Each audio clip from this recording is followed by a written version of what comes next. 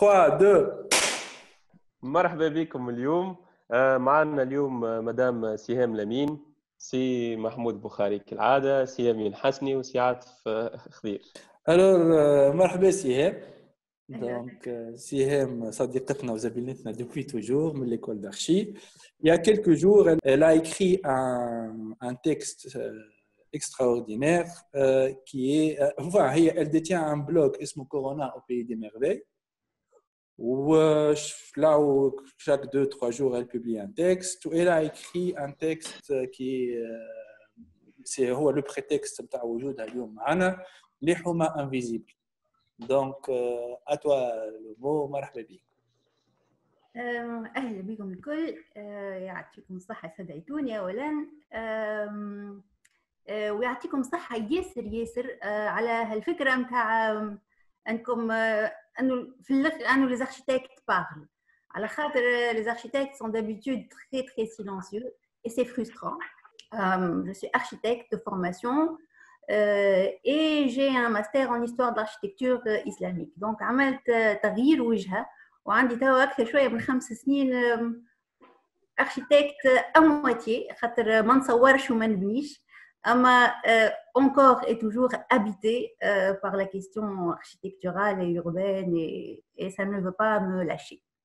Donc Corona au pays des merveilles, bon ça fait partie d'un autre blog qui s'appelle Chronique des pays des merveilles. نكتب فيه حاجات على الاركتيكتور، على لا فيل، على لو دروا على لا فيل. دونك التكست هو في الحقيقه راهو كتبته بعد ما سمعت الحوار الاولاني اللي عملتوه، وكتبته على خاطر ظهر لي اللي الحوار اللي هو ياسر هايل واللي نشجع الناس الكل يشوفوه بور مانتونير ان بو دو كويرونس. دونك تو يظهر لي انا نتكلم في الحوار الثالث، معناها سي بيان دو تو ايكوتي. كتبته من بعد على خاطر ظهر لي اللي فما حاجه كانت ناقصه، هو الحوار على شنو كيفاش نعملوا هالمعمار بعد الكورونا هذه بوست كورونا، qu'est-ce qui va changer dans notre manière de construire et de faire de l'architecture. ظهرت لي فما une composante ناقصه اللي هي la composante du rêve, de l'imaginaire. Je peux imaginer, vous êtes des gens très sérieux. Et on peut admettre que dans le rêve, il y a une part toujours de naïf, de ridicule, d'un peu fou, et c'est difficile de s'y mettre. Mais donc la question c'était, si c'est pas maintenant qu'on peut rêver, c'est quand? If not now, then when? C'est tout s'y apprête. Tout ce qu'on pensait impossible, c'est avéré possible. On est tous sous le choc, il y a un traumatisme général et يظهر انه dans le monde كل مره فما dans l'histoire كل مره فما استبداد تجي معاه معناها résistance، معناها répression résistance et le contraire est vrai. Donc maintenant qu'il y a cette l'imitation de liberté, le choc,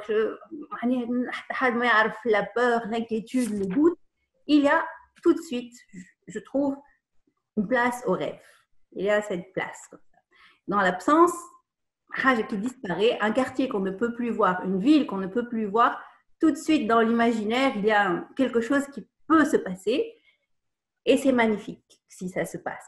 Si on prend cet espace-là et on l'utilise comme une planche de surf, je pense qu'on peut faire des choses.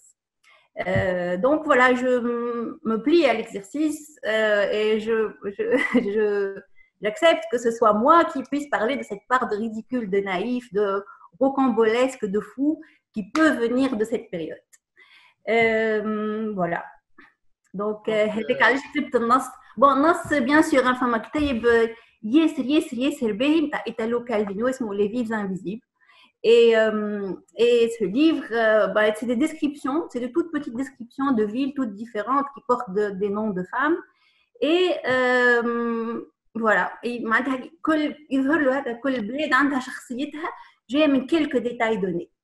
Et j'ai trouvé ça magnifique. Et donc, tout ce qu'on ne voit pas, c'est un appel à imaginer autrement. Un appel à imaginer, pas, on pourra en parler après, pas avec des recettes, pas avec des utopies, mais avec du rêve, quoi, de la fiction peut-être, voilà, imaginer du neuf, créer. Justement, Siham, هوني نحب نعقب على حاجة. On parle de rêve. Donc, quand on parle de rêve, on parle aussi de fiction.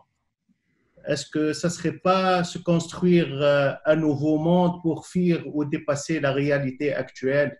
C'est une sorte de fuite, parce que tellement on vit dans un monde vraiment très sclérosé. Donc, on essaie de rêver, on essaie de se construire un monde fictif pour s'échapper à cette réalité morose. C'est sûr et certain, mais c'est permis. Donc, bien sûr, il y a cette partie de fuite en avant et il y a aussi cette partie de rêve-recette. Rêve-recette, ça veut dire quoi? Ça veut dire on arrête quelqu'un aujourd'hui, on va lui dire comment tu imagines la ville de demain. Il y a plein déjà il y a plein d'images toutes prêtes. Il y a eu au courant de tout le siècle, il y a eu Corbu, il y a eu Archigram, il y a eu, je sais pas, Brasilia, il y a eu maintenant les Smart Cities, il y a eu les Mega Cities, et puis voilà, il va dire oui, voilà, je vais imaginer des voitures qui volent, des trucs. Donc ça, c'est des recettes. Est-ce que moi, Koulas peut m'aider aujourd'hui à réfléchir Hafsia? Eh bien, je ne pense pas. Voilà, si je suis là, c'est pour dire que c'est très bien. Il va y avoir, est-ce que ces grandes recettes peuvent être appliquées à la lettre, comme ça, à notre réalité? Peut-être pas exactement. Elles sont très utiles pour faire le diagnostic, pour pouvoir faire du rêve méthodique. معناها حلم ممنهج، معناها نحلم بوست دياغنوستيك، معناها نعرف الواقع نتاعي مليح باش نجم نحلم له. فهمت معناها؟ كان عندي ان كور ان بو مالاد، جسد مريض، نقولوا احنا عنده شطر ما يمشيش ولا حاجه، وذاك هو اللي نحلم له، هذاك هو اللي معناها سي ان بو. Je sais que c'est un peu contradictoire. D'un côté, on dit voilà, tout est libre, c'est une réaction à une limitation et à une peur et il faut rêver. Des utopies, par exemple des années 60 de Archigram, il a resté beaucoup. Comme les gens sont les mêmes, ils sont là, Peter Cook est là, il construit, Piano est là, il a construit. Il faut accepter d'aller le plus loin possible dans l'imaginaire. Des petits ingrédients vont rester. Justement, on va revenir un petit peu sur l'histoire de l'architecture utopique, ou plutôt des villes utopiques, ou bien les cités idéales. Parce que si on fait une petite introduction historique, ça commence de Platon avec la ville Atlantide. Et ensuite, on le voit dans le début du XVIe siècle avec la fameuse île Utopia de Thomas More, qui s'est imaginé une île avec un nouveau système politique, un nouveau système religieux aussi. Ensuite, on passe dans le XVIIIe siècle avec Ledoux et Boulay. Ils ont aussi imaginé des architectures utopiques ou bien des villes utopiques avec la fameuse cité de Ledoux, la Saline. Oui, la cité idéale de Chaux. Oui. Et après, on passe au XXe siècle, dans les années 60, comme tu viens de le mentionner, avec aussi Claude Parent, qui était un très grand, et j'ai eu l'honneur de le rencontrer et de discuter avec lui et Paul Virilio. Et récemment, il y avait aussi, comment il s'appelle, l'architecte Friedman.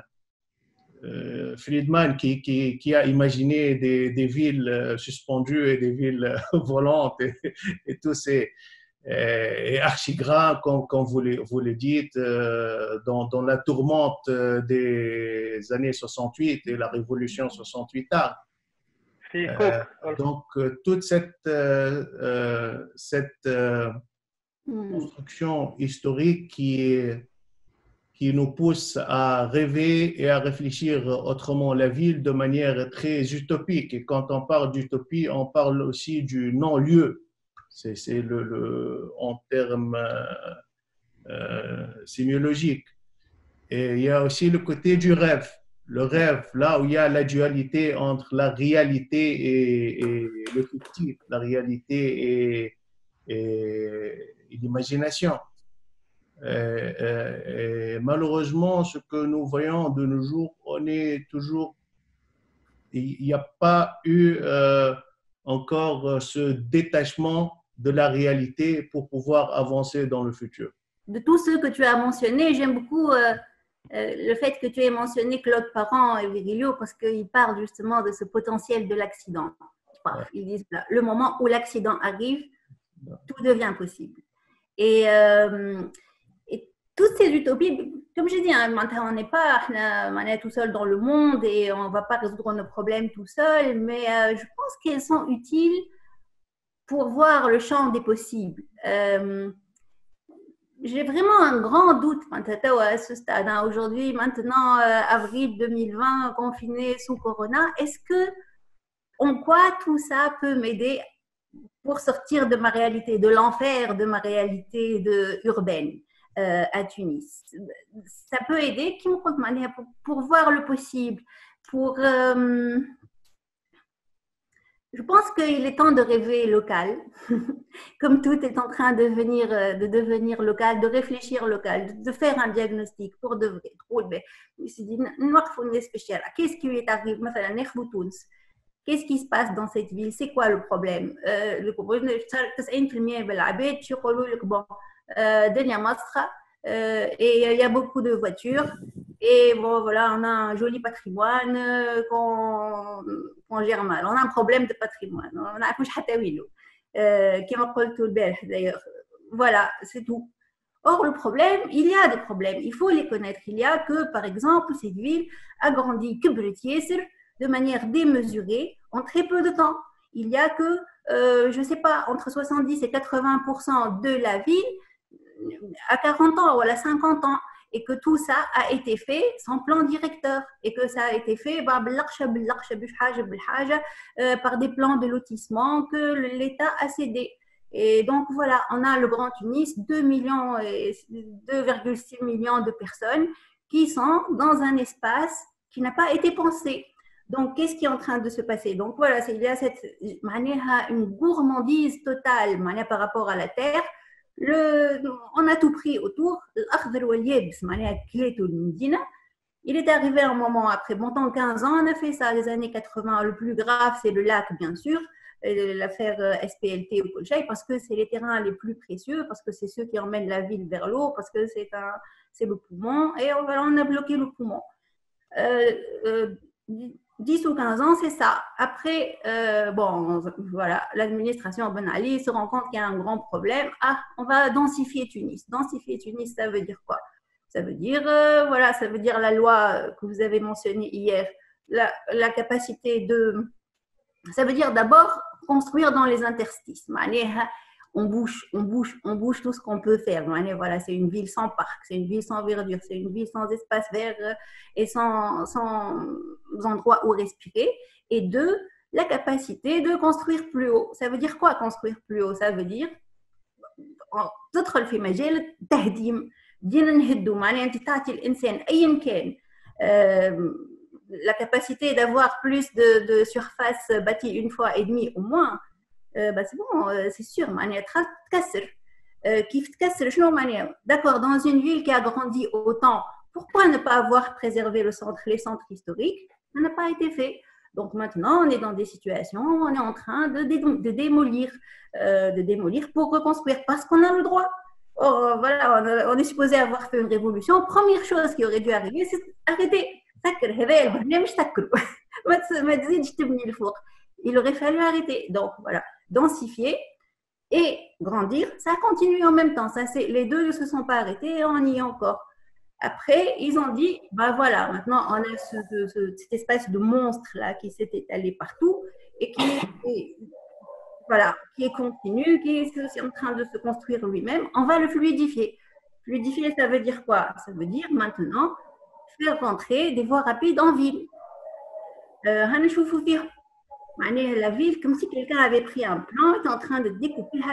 C'est d'une violence monstrueuse. Les plus graves sont des voies rapides. Au cœur de la ville, on a une voie rapide qui passe comme ça, qui enjambe l'avenue principale et où quelqu'un peut rouler à 90 à l'heure ou à 100 à l'heure. Boulevard du 9 avril, pareil. Maintenant, entre Tunis et l'Ariana, pareil. Ça veut dire quoi faire rentrer des voies rapides dans la ville? Ça veut dire que, voilà, on est en train de morceler, créer des poches. Et bien sûr, quand tu crées des poches, ça veut dire que tu veux contrôler, ça veut dire aussi que tu crées des inégalités. Il y a des quartiers riches qui resteront riches, des quartiers pauvres qui s'appauvrissent, qui vont continuer de s'appauvrir, et ainsi de suite. On crée du potentiel, des inégalités potentielles. Il y a un magnifique dessin de Z, des tout débuts de Z de 2010, là où il dessine, voilà, comment ça se passe. Il y a le lac, c'est un compound, et voilà, il y a une magnifique mégacity dedans, comme une espèce de Dubaï. Et à droite, il y a le centre-ville, Médina, qui tombe en ruine, qui se paupérise, c'est la seule stratégie qu'on ait. Donc voilà, densifier, fluidifier, et c'est grave. Et moi, pourquoi je parle de ça? Parce que je pense qu'on ne peut pas faire de bonne architecture. Même le plus petit objet qu'on puisse faire en ville, on ne peut pas le faire sans prendre en considération ça, sans prendre ce malaise général. On ne peut pas. On peut dessiner la plus belle maison, le plus bel immeuble, le plus beau, je ne sais pas, mobilier urbain. S'il y a une autoroute qui passe à côté en plein centre historique, ça ne marche pas. Donc, rêver, c'est, je pense, en premier, avoir ce courage de dire يكفي. هذوما حاجات لازمهم يقفوا توا. Et je n'arrive comme je fais tout, en fait, le fait de voir la ville vide et nue, ça aide à comprendre beaucoup, ça aide à le voir. Et c'est une belle ville. Hein? Mais par rapport à ces crises-là, اوكي معناها اليوم on a un constat ما نعرفش شكون قالها نهار قال la crise c'est quand un monde meurt et un autre va émerger, c'est à ce moment-là que les monstres peuvent apparaître. اليوم شنو هو le constat par rapport à ça? Est-ce que cette crise c'est une aubaine ou est-ce que réellement في وسطها الفوضى هذه il y a des monstres qui nous guettent et qui sont en train d'apparaître. Et cette crise-là, est-ce que نحكيو عليها من قبل الثورة ولا مع الثورة وإلا فيها الكورونا؟ Est-ce que cette crise de la ville, je pense que la ville déjà, toutes les villes, la question se pose, toutes les villes d'une manière générale, c'est un cas qu'on connaît, elles se sont développées d'une manière organique. بشويه بشويه بشويه بشويه فكر دي كلمه قلتها مزيانه معناها pendant 700 سنه la ville de Tunis c'était كعبه لوبيا صغيره هكا tu l'as dit نهار في التدبيكس donc et les quartiers qui sont tout autour de Tunis et les villes et les mégapoles du Moyen Âge et tout تعملوا بطريقه organique.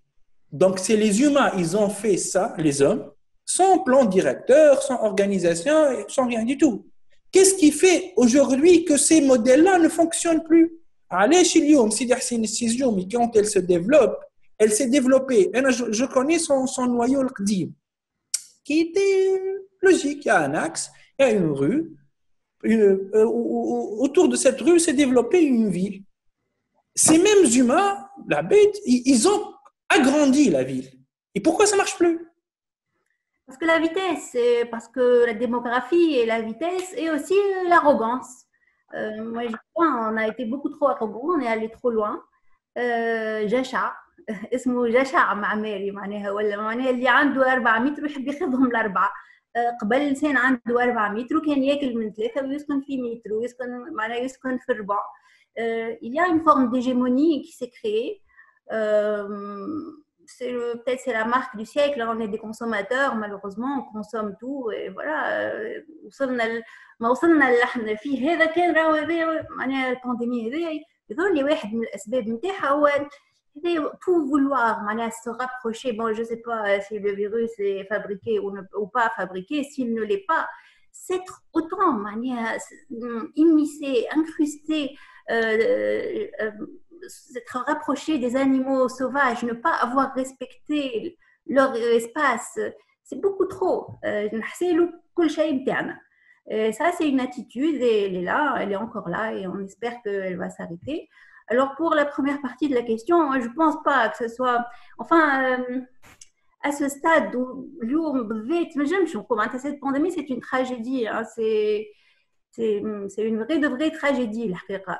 C'est un choc. علاش خاطر ما الناس باش يتضروا منها وخاطر اللي باش يتضروا منها اساسا هما الضعاف comme toujours d'ailleurs اللي باش ينجم يمنع نفسه باش يمنع et les catégories les plus faibles elles vont être sacrifiées, elles vont payer. نشوفوا تو في العالم في تونس ان شاء الله لا mais bon ça va être ça. شكون باش يخرج يخدم الاول هو اللي ما ينجمش يشد الدار دونك هو اللي باش يعرض نفسه باش يعرض عائلته.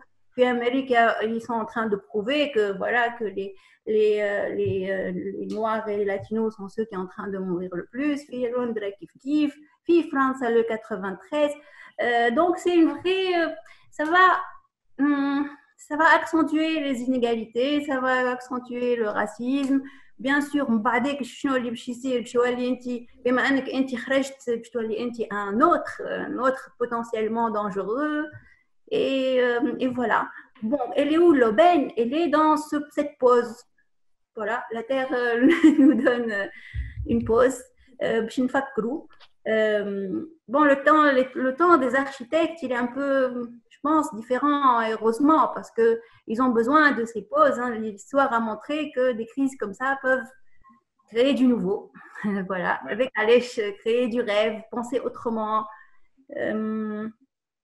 commencer à faire autrement, pas nécessairement mieux. Là, ouais. أنا سهام نرجع لك كالفينو. C'est un texte que j'aime bien et je trouve que اللي شجعني ديما انه نلوج حاجه اخرى في حياتي. ديما je me demande des questions.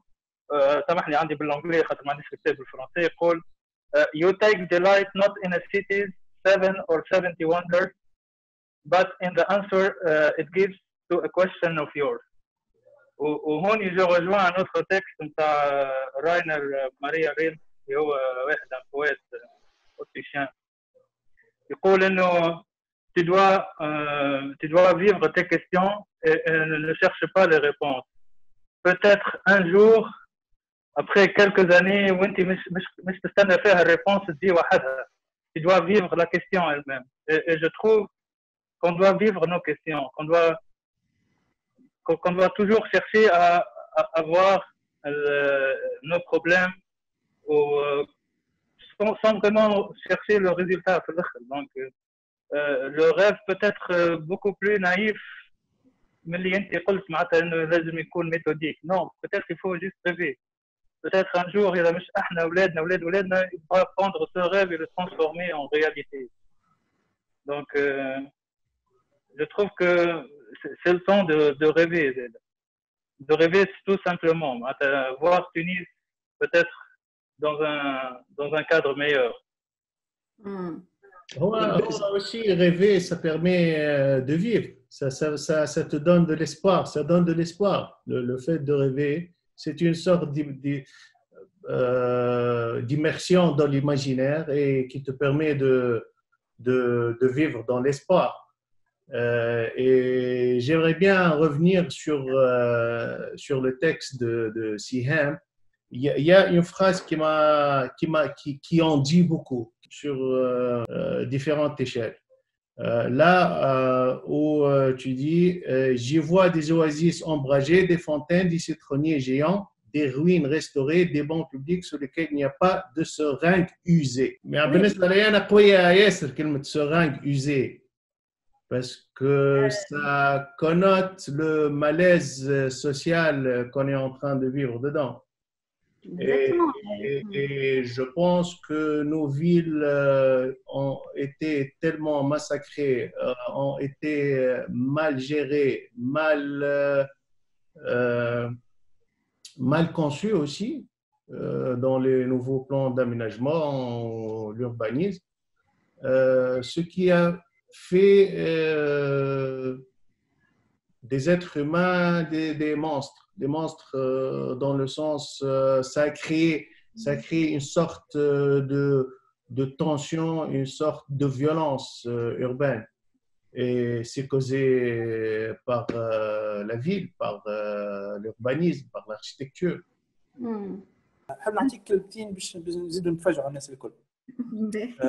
لا يا ان كونستا اليوم باش نقرا كلكو شيفر معناها باش نشوفوا اسكوني باش نقراو لي شيفر هذوما. La moitié de la planète vit dans des villes. Oui. En 2050, les 2/3 des humains ils vont vivre dans des villes. Les villes elles occupent 2% de la surface de la Terre. Mais elles produisent 80% des effets de serre, consomment 75% des énergies et concentrent 85% des richesses. Ben ça justement, ça c'est peut-être que c'est ce qui va changer. Hein. قبل لي كان نتفرج في documentaire à Marseille 1720, donc la grande peste. Voilà, donc quand il y a le mot peste, le mot d'ordre c'est partir le plus vite possible, le plus loin possible, le plus longtemps possible. Donc, je pense peut-être que tout le monde a eu cette idée. Le premier réflexe, après avoir compris qu'il y avait un problème avec les villes, c'était au milieu de nulle part. J'ai toujours pensé que je ne pourrais jamais vivre dans les maisons qu'on avait construites, toutes ces maisons au milieu de nulle part, comme ça, en bois, toute seule. Je ne peux pas. Je suis citadine, j'aime les villes par essence. Et bien, cette fois-ci, je me suis dit, là, ce qu'il faut, c'est une maison au milieu de nulle part. C'est exactement ce qu'il faut. Et peut-être que ça va changer, cette histoire de... Peut-être que justement, après une pandémie comme ça, et après des vagues et des vagues de pandémie et de retour, on va apprendre à vivre avec ce risque-là et on va moins vouloir vivre en ville. Pour Mahmoud, pour les seringues usées, wallah, je l'ai écrit parce qu'en fait, oui, il y a cette idée maintenant de la Médina... Et je ne sais pas quoi, on oublie qu'il y a dans la Médina des jeunes comme dans d'autres quartiers pauvres. On oublie que la Médina est un quartier pauvre, d'abord parce que on avait un mouvement de gentrification totale. On voit de beaux restaurants apparaître, des boutiques hôtels et je ne sais pas quoi, et les mosquées. On oublie que c'est un quartier pauvre et qu'il y a des jeunes vulnérables et qu'il y a qui sont face à des addictions et qu'il y a de la drogue qui circule et qu'il y a des seringues jetées dans des coins de la Médina. C'est comme ça, c'est la vie. Et il ne faut pas accepter, mais il faut le garder en tête. Ce n'est pas un musée, ce n'est pas un objet. La Médina, c'est un tissu urbain en vie. Et quelque part, alhamdulillah, il ne faut pas essayer de... Bon, je dis ça, alhamdulillah, il y a de la drogue, mais alhamdulillah qu'il y a encore des gens qui y habitent et qu'il y a des problèmes à y résoudre. De toute façon, ça a été le cas de la Médina depuis toujours. C'est la différence entre un tissu classique, là où tu as le riche, le pauvre, le moins pauvre et le plus riche, juste pas loin des uns des autres, et cette classification contemporaine et tardive, tu vois, des quartiers, là où il y a des clusters pour riches, pour pauvres, pour moins que rien et tout ça. Tu sais qu'il y a quelqu'un qui avait dit, donc les villes médiévales, bien sûr, la Médina, voilà, le plus de la Médina, c'est qu'il y a une maison de riches, après il y a une maison un peu plus pauvre, après, donc c'est cette diversité-là. Donc ça, par exemple, dans des villes européennes, dans Paris et tout, il y avait tout le monde dans le même immeuble. Oui, et on est ce qui a fait que des quartiers pauvres naissent à l'extérieur d'autres quartiers, c'est justement les pandémies. Parce que les pandémies créent ce regard انت افقر مني انت اكثر تحوس ياسر وانت تجيب المرض donc انت تخرج donc voilà c'est comme ça que sont nés des quartiers les grands ensembles c'est un peu plus tard mais des quartiers pauvres où les gens ne vivent plus au dernier étage ils ne vivent plus dans le même quartier ils ne marchent pas vers leur lieu de travail c'est là où les gens de maison ont quitté la maison. Et dans les dernières années, il y en a beaucoup. Hein. En fait, j'ai écouté quelque chose d'extrêmement intéressant. Et c'est pour ça que ce que vous faites là est important. Et c'est pour ça qu'écrire est important, documenter est important. C'est que, bizarrement, il n'y a pas beaucoup, donc les historiens ne trouvent pas beaucoup d'avis sur ces traumatismes de pandémie. Vraiment. Même bon, 1918, bon, c'est un petit peu relié à la fin de la guerre et tout le monde ne voulait pas dire combien de morts ils avaient au col. C'est une pandémie qui a décimé un tiers de la planète. Et avec ça, il n'y a pas beaucoup de sources dans les livres d'histoire. Il n'y a pas beaucoup de gens qui ont écrit là-dessus. Parce que voilà, c'est un traumatisme, on veut l'oublier déjà. Et deux, il y a le guilt. Ceux qui ont survécu. سامحني؟ يحسوا روحهم بالذنب، يحسوا بالذنب. اللي عاشوا يحسوا بالذنب اللي هم عاشوا. Donc يحبوا ينسوا هالحكاية. Donc bon, Inch'Allah, c'est pas ce qui va nous arriver parce qu'il y a déjà beaucoup de gens qui ont écrit beaucoup et tout, mais parce que Inch'Allah, c'est pas aussi létal, mais c'est ce qui va arriver. On va vouloir oublier tout ça. Et le risque, on va vouloir oublier aussi les idées qu'on a eues pendant ce moment. On va vouloir retrouver la normale à tout prix. Et ça, c'est un peu dommage, hein, parce que apparemment, c'est humain, c'est comme ça. C'est comme ça que l'être humain réagit face à ces pandémies-là. سهام، je veux revenir على حاجة قلتها أنا في الفيديو الأولانية، إنه t'as pas peur إنه cette pandémie va créer surtout بحكاية smart city اللي جايينها les villes في العالم الكل، ça va créer une hégémonie بتاع le gouvernement ولا le big data على les libertés personnelles.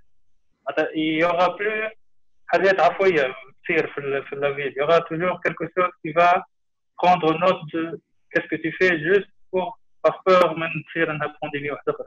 Bien sûr, c'est énorme. Ça, c'est la première. C'est le plus grand risque. Hein. C'est d'être traqué, de perdre, voilà, bien sûr, de la liberté, une grande partie de nos libertés personnelles quand on est traqué. C'est pour ça que tout le monde a dit oui, ce qui se passe, ce qu'on peut faire en Chine, on ne peut pas le faire dans le monde démocratique. Bon, il y a un autre risque, il y a un autre risque qui est assez horrible. Moi, j'entends des gens dire ah, il faut libérer les jeunes.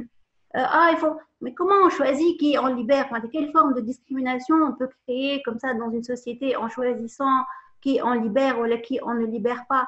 Ou est-ce que c'est éthiquement acceptable de dire à quelqu'un bon, tu montes dans cet avion si ton test sérologique montre ça et ça et ça? Est-ce que ça c'est possible?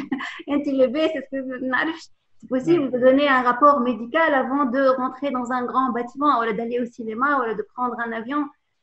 Tout ça, c'est extrêmement grave. Hein.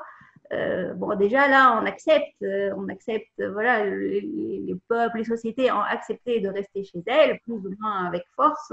الهند مثلا voilà quoi, بوليس يعطي الطريحة للعباد في الشارع باش يقعدوا في ديارهم. في تونس توا تخرج تمشي على البوليس عنده الحق باش يقول لك عنده الحق التام معناها ما هو قبل الكوفغ فو كي تبدا امرأة ولا حاجة شد دارك يا مدام عنده الحق. قبل الكوفغ فو يحس روحه empowered يعني يخاف.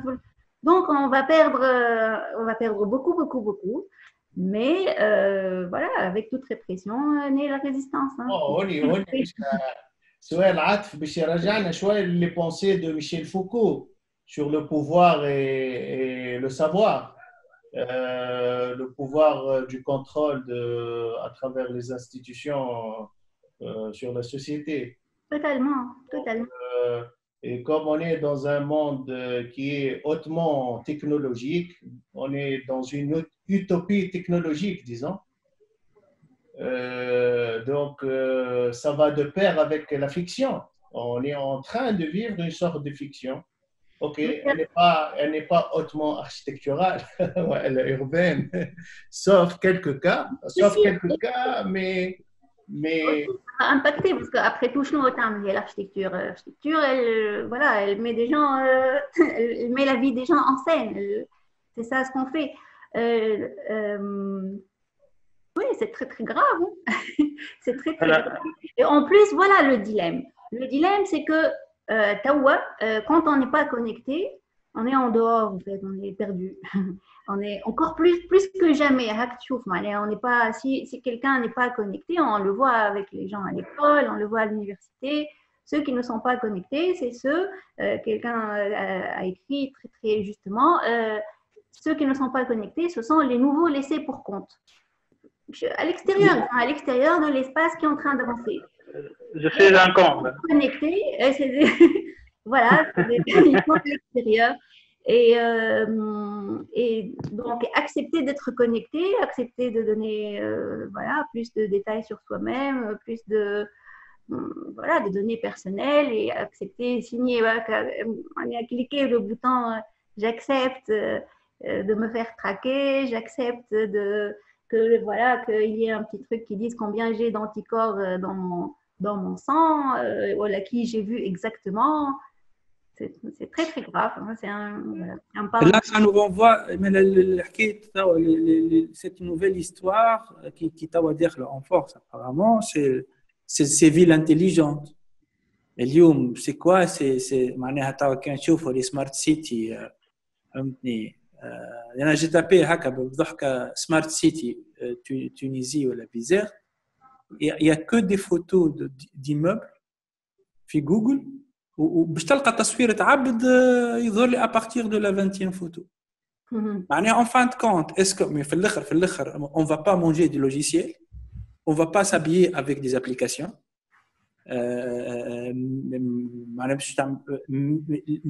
L'humain dans cette nouvelle vie intelligente, est-ce que c'est pas très très dangereux ce jeu-là de la super technologie, est-ce que ces villes-là, ces technologies, si elles ne permettent pas qu'on ait d'améliorer la qualité de vie de chaque citoyen, les nouvelles technologies, si elles ne sont pas elles ne font pas de l'inclusion de talabed, c'est pas un test tu passes ou tu passes pas. C'est ce qui est dangereux ou ce qui est grave. Quelque chose. Dans les dessins de Ledoux, il n'y a aucune personne. Dans les croquis du début du siècle, des futuristes italiens, des Cacita Nuova, aucune. Il n'y a pas d'humain. Dans Archigramme, il n'y a pas d'humain. Dans tous les croquis d'architectes, il n'y a pas d'humain. Et pourtant, il y a encore des humains en ville et ils mangent. Donc, bon, après, Smart Cities, est-ce qu'on a le choix? On n'a pas le choix, Kaha. On a toujours le choix. On est dans le téléphone. Après, c'est qu'ils vont fuir, qu'ils vont pouvoir vivre autrement, mais je pense que nos enfants... Après l'ère industrielle, on a construit des villes pour les voitures. Exactement. Là, on va construire des villes pour des robots. Non, pour les voitures encore. Non, les voitures. Et pour la technologie et autour de cette technologie. C'est ça ce qui me fait peur. Et les drones battent chouette. Les drones battent chouette. Bon, comment dire bon, maintenant, donc cette pandémie, si elle a montré quelque chose aussi, là, moi, c'est mon premier énorme doute personnel. Toute une vie à dire, voilà, par exemple, dans une ville comme Tunis, pourquoi il n'y a pas de moyens de transport en commun? Et en réalité, les villes les plus touchées, c'est celles qui ont un réseau de transport en commun. Peut-être que on est en train de penser que c'est un vaccin ou la hajj. Au fait, c'est ça le paradoxe. C'est problématique. Visiblement, c'est un vrai problème. Donc, transport en commun, je ne sais pas si on est appelé à vivre avec un virus qui mute chaque année, qui se renouvelle, et puis voilà, si notre vie va consister à des épisodes de confinement, des épisodes d'ouverture et d'autres, il faut le repenser aussi. Je نرجع لكلام أمين. Aussi la technologie, c'est pas mal. La technologie, elle permet certains conforts pour les usagers, pour le citadin, ça résout pas mal de problèmes. S'il n'y avait pas la technologie, on ne serait pas tous ensemble maintenant en train de discuter aussi. كل حاجة فيها l'avantage ou l'inconvénient بتاعها. Ce qui est sûr, tout excès عنده inconvénient. هذاك مما لا شك فيه. معناها حتى Mais le plus important, c'est de savoir comment l'utiliser et le gérer convenablement. C'est ça. يعني واش يجي يقول بالعكس هي اللي كانت ديك الساعه tout d'abord OK les smart cities هذا عندهم avantage c'est que ils sont c'est des cités écologiques. Le foot l'émission de carbone est très réduite. L'impact. فهمت يعني il y a un impact écologique qui est assez positif. يعني مش نجيو معناها non. كل شيء. Tu dis un seul quartier qui peut prétendre devenir autonome en énergie pour 2050. Voilà, on serait très heureux, mais même un quartier, et il n'y a pas ça encore. Oui, ces cités-là, est-ce que c'est prévu pour ceux qui ont des ressources c'est des opérations de spéculation immobilière. Est-ce que c'est prévu dans ces cités-là les couches les plus pauvres? Et donc, on a l'essentiel, rêver la ville. Parce que maintenant, OK, le constat est fait. On sait ce qui se passe, les problèmes, mais نرجع للتكست بتاع سيام il y a beaucoup de romantisme في التكست بتاعك. Si vous pouvez nous expliquer un petit peu davantage comment vous voyez la ville que vous rêvez. Je m'étais dit que je n'allais pas faire ça parce que c'est une invitation au rêve. Bon, dans le texte, je l'explique un peu, je le dis un peu, mais c'est des toutes petites catalyse urbaine. Je pense réellement essentiellement des petites interventions. Je sais pas la médecine. Des opérations chirurgicales. Voilà. Donc et ça agit par contagion. C'est un peu comme un virus. Ça agit, donc on peut agir par tout petits exemples. Et je rêve de ça. Je rêve que comme ça fleurissent des choses et d'autres. Je pense qu'on a raté l'occasion en 2011. Je pense aussi, donc déjà ça, donc il y a cette histoire d'acupuncture, je pense aussi au pouvoir vraiment énorme de dire non, de commencer à dire non quand il faut dire non. Ces grands échangeurs urbains qui passent, d'ailleurs c'est dans le texte, qui passent devant des balcons, il y a donc sur la route du lac, quand tu descends avec la route qui descend de Nasr au lac, ils ont construit un mur en béton, comme celui qu'on est en train de construire un vrai mur. Ce n'est pas, il y a des choses qui ne sont pas acceptables. Casser du patrimoine, ce n'est pas acceptable. Le laisser aller à la loi IMR, ce n'est pas acceptable. Donc déjà, la force de dire certaines choses, il faut pouvoir dire non. Alors moi, j'ai ce luxe parce que je n'exerce pas à Tunis de pouvoir le faire. Je suis consciente de ça. Et c'est pour ça peut-être que je prends un petit peu sur moi-même ce sujet d'écrire, d'essayer d'écrire un minimum. Voilà. C'est très difficile de critiquer, malheureusement, de critiquer le maire de sa ville et de lui demander le lendemain un permis de construire la haja. Je suis consciente de ça. Donc, mais un architecte, je suis consciente aussi que l'architecte est toujours l'ami du roi, parce que voilà, c'est là où il a son projet, donc il a besoin personne d'autre ne va construire en gros. Mais voilà, le rêve, c'est aussi il ne faut plus que ça arrive. Quand les gens ont dit non à certaines choses, quand il y a eu le doute que je sais pas, que Leïla Ben Ali allait construire dans le Belvédère, voilà, et donc on peut, quand il y a eu l'histoire de l'hôtel du lac, on peut dire non. C'est pas, on a toujours l'impression que les citoyens ne sont pas conscients. Et pourquoi? Et après tout, et voilà. Et des histoires qui se passent dans la Médina, le fait que Mine connaît très bien le projet, le Makhzen ait été détruit sous prétexte qu'il soit reconstruit avec des objets réutilisés. Bon, moi je pense que ce n'est pas acceptable. il faut se garder cette liberté-là. Donc, un, les injections, deux, pouvoir dire non, et trois, se permettre un degré de ridicule, de naïf. Oui.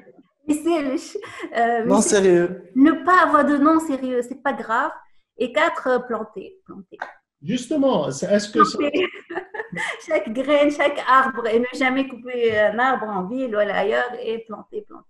Est-ce que vous ne croyez pas que l'urbanisme, dans son sens classique, en tant que discipline scientifique à la base, c'est-à-dire la standardisation des villes, est un concept déjà révolu et qu'il faut voir autre chose? Par exemple, organiser des comités de quartier, faire des workshops urbains avec les citadins, avec les étudiants, chacun dans sa vie, ça commence. C'est-à-dire, peut-être on devrait inverser, commencer par le micro pour atteindre le macro. Alors moi, je fais partie des gens qui pensent que… Une sorte de conception participative de la vision de la ville, du quartier. Ça commence… que c'est intéressant. Je ne sais pas quel réel résultat ça peut donner. Moi, je pense vraiment, comme beaucoup d'autres, et moi je suis partout, qu'on a déjà assez construit comme ça. Maintenant, il faut transformer, il faut adapter, il faut habiter là dans ce qui est construit. Là où, si je dois reparler de Tunis, là, de la ville depuis laquelle je parle, c'est une économie aussi, cette histoire de rente, là, de construire et de garder, tout ça. Jusqu'à quand on va aller plus loin et construire plus et construire au-dessus du papa et de la maman et construire pour les garagettes et les studios et voilà, et s'encombrer. Mon rêve, c'est un peu celui-là, et voilà, je le dis comme ça. C'est bon, on a assez construit, il y a assez de béton, il y a vraiment beaucoup de béton, ça suffit. Il faut transformer ce qu'il y a, et puis voilà, se dispatcher et habiter ce qu'il y a, et ce serait bien. Et je pense que si cette crise nous amène à transformer ce qu'on a déjà intelligemment et de l'habiter intelligemment, ce serait énorme. Le modèle classique, vivre dans les médinas ou dans des endroits médiévaux, disons, c'est très très récent. C'est l'évolution de cette ville. Pendant une ville qui a pendant 1000 سنة ما خرجتش من الأسوار نتاعها وفي 50 سنة ولا في 100 سنة disons elle a explosé sur tout le territoire.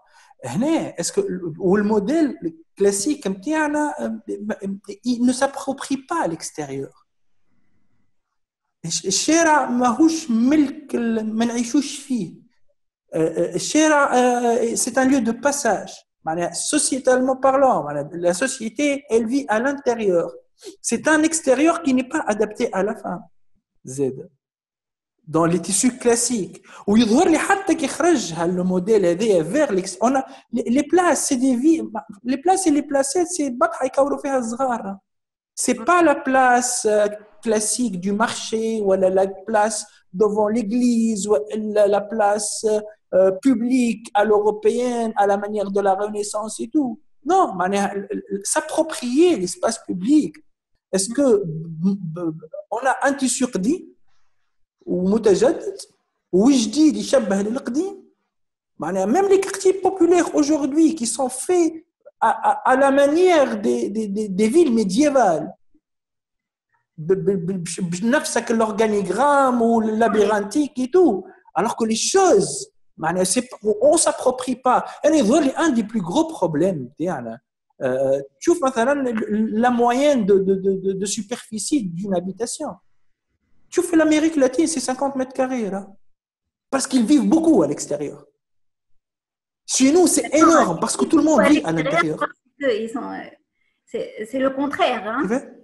Ils vivent beaucoup à l'extérieur parce que chez eux, c'est petit. Hey, exactement. Exactement. Parce que c'est des favelles. Les images, les immeubles, là où l'après-midi, tout le monde se mettait à l'extérieur, et tout ça, tu ne le trouves jamais. Ça, c'est des petits appartements. où ils s'approprient la rue, le trottoir. Où tu ne le trouves pas à 12 km à Tunis, tu vois. Moi, je me suis donc posé récemment cette question, puisque en ce moment, on nettoie à fond tout. Si justement, depuis toujours, avant d'avoir vu une pandémie de ses propres yeux et avant de l'avoir vécu, pourquoi chez les Arabes, c'est-à-dire chez nous, les maisons sont très très propres à l'intérieur et les rues sont très sales? Eh bien, c'est peut-être l'effet des pandémies. Encore une fois, ces histoires-là, c'est les grands oubliés de l'histoire. C'est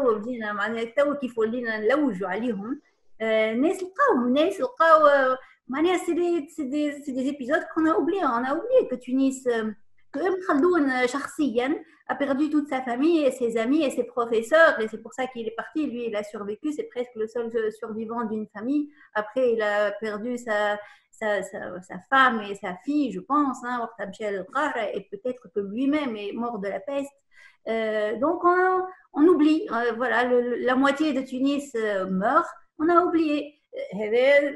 Moyen Âge أقرب من هكا يعني شنو اسمها الجد smallpox apparemment c'était partout et ça tuait beaucoup et voilà ça venait par vagues et on les oublie. Donc ce rapport à l'extérieur on a dit mais on l'attribue à la religion et le rapport aux femmes et tout, peut-être que c'est ça.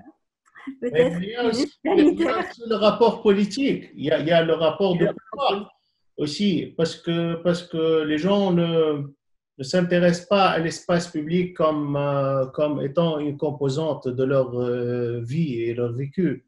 Ils ne se sentent pas concernés par l'espace public parce que de l'autre côté qui est le pouvoir public, n'a rien fait pour ces gens-là pour avoir un espace public propre et décent aussi.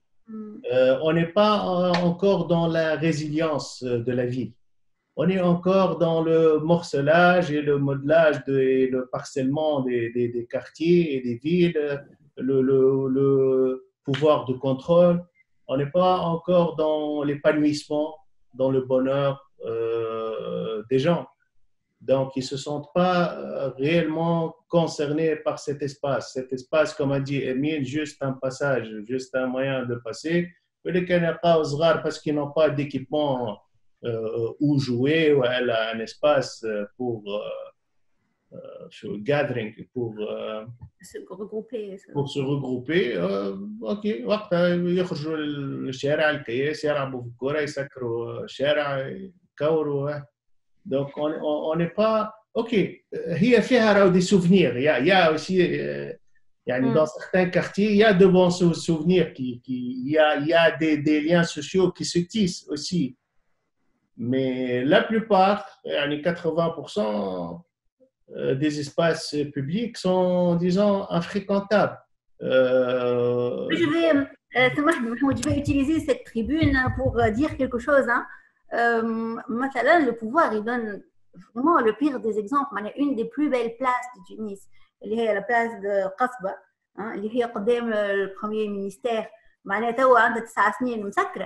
j'ai des souvenirs dans cette place en train de jouer, la fontaine qui marche et tout. Comment est-ce que... Bon, au début, ils ont mis des fils barbelés. On a dit, bon, pourquoi le barbelé? Effectivement, on a le barbelé. Ils ont mis des grilles comme ça. Mais quel exemple donne le pouvoir comme ça, en prenant ce qui est public et en le transformant en parking, une des places les plus jolies de Tunis et les plus utiles aussi. Bon, mais c'est pas la même chose. Donc, bon, le pouvoir et la rue, ça, c'est une autre affaire. On est les victimes, en fait. Il y a deux exemples, deux exemples, mais vraiment magnifiques pour montrer à quel point les villes sont sorties de tout contrôle.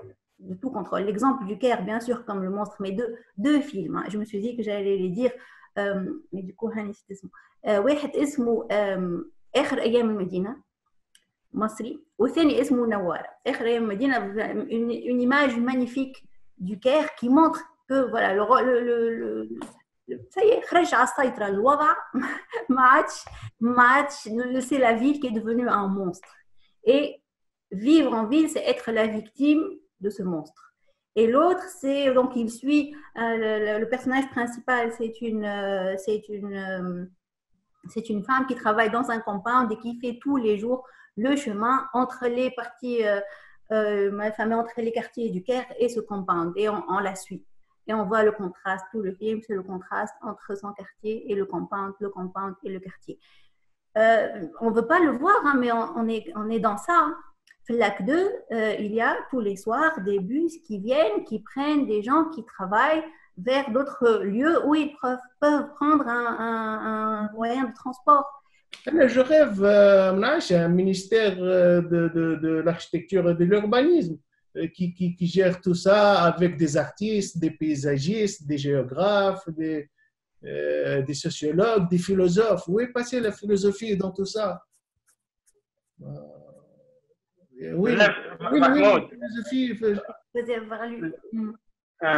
Justement, à la philosophie, je trouve ce qui est dérangeant, c'est que il y a tous les sens qui sont activés. Il y a l'odeur, le son, la sensation malheureusement, les villes elles sont basées sur le visuel seulement, ou le graphe. Qu'est-ce que tu vois et comment tu accèdes. Et je trouve ça, c'est un peu limitant pour créer des villes qui parlent à nos sens. C'est vraiment dommage. L'architecture ou l'urbanisme, ça devient seulement pour les yeux et pour les voitures. Et justement, ça montre aussi la limite de la pratique de l'urbanisme en tant que structure purement scientifique. Et c'est ça le problème. معناها science, ok, عندك des standards, des trucs, عرض قياس هكا, les immeubles تطلع هكا, طاو هكا, retrait, et c'est tout. معناها c'est des standards et des codes معناها qui sont purement scientifiques. Il n'y a pas beaucoup cette composante sensorielle qui avec un rôle, je rêve d'avoir un comité avec des artistes, des paysagistes, des sculpteurs, des musiciens, parce que la ville c'est un tout. La ville elle doit être impulsive, not explosive, de la façon dont on est en train de vivre la vie, dans l'explosion et pas dans l'implosion, dans le domaine de la mixité, la diversité et le Mahmoud, pour ceux qui sont aujourd'hui encore en train de penser qu'ils peuvent construire la ville, donc supposons que ils sont là et ils sont en train de dessiner aujourd'hui des master plans, même si Koulas lui-même n'y croit plus. Ceux qui pensent qu'ils savent encore produire de la ville se trompent.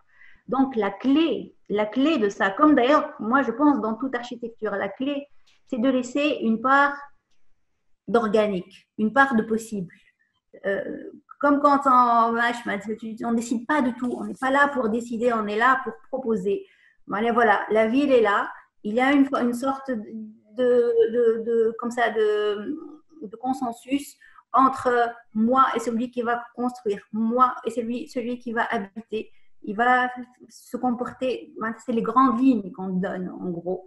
Et c'est de moins en moins, déjà aujourd'hui, dessiner un master plan, c'est moins de grandes lignes que ce qu'on faisait en 1980. Et je pense que c'est ça la clé. Ça veut dire, voilà, c'est de proposer et en quelque sorte d'attendre que la mayonnaise prenne. Il y a des quartiers à Tunis qui ont été comme ça, voilà, qui ont été faits sans être planifiés réellement. Voilà, c'est des parcelles et tout. Et quelque chose se passe. Voilà, il y a une mixité qui arrive. D'abord, le garage de la maison se transforme en quelque chose. Après, le garage de le jardin s'ouvre et ça devient quelque chose de parfaitement vivable.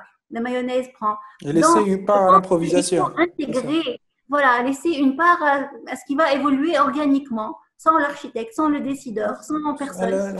Et le cadrer avec des lois, parce qu'après tout, voilà, nous, ce qu'on fait, c'est de mettre des lois en forme, en gros. Hein.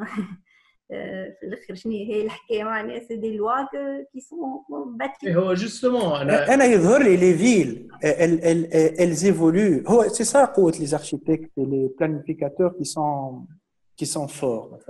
Il y a des quartiers, toute construction, في العالم نتاعنا مثلا في تونس حتى les opérations là où il y a des opérations d'ensemble. C'est que si le projet il est bien cadré, l'âme نتاعو il la perd pas. معناها مثلا je te dis un exemple qui est simple على الاخر que je connais très bien le quartier نتاعي نتاع الحبسيه. Le projet نتاع أرنو هاينز نتاع les années 60 70 tout le monde a fait des extensions. Mais l'architecture, mais on ne sent pas qu'il y a eu, à part les dernières mojetés, les dernières années, il y a eu Zliz ou Fayence ou Ros Dar Chaben et tout. Mais je pense qu'il a laissé une part à cette improvisation. Mais cette improvisation, elle est cadrée. Mais l'humain, quand il a la marge, et l'architecte, même s'il n'est pas là, il a cadré toute l'évolution future du projet. Je prends l'exemple du quartier que Alejandro Aravena en Chili, mais pas dans. Il a cadré l'évolution des maisons avec la charpente qu'il a construite. Il faut beaucoup d'humilité pour faire ça, mais voilà, être architecte, il faut être au maximum, je pense.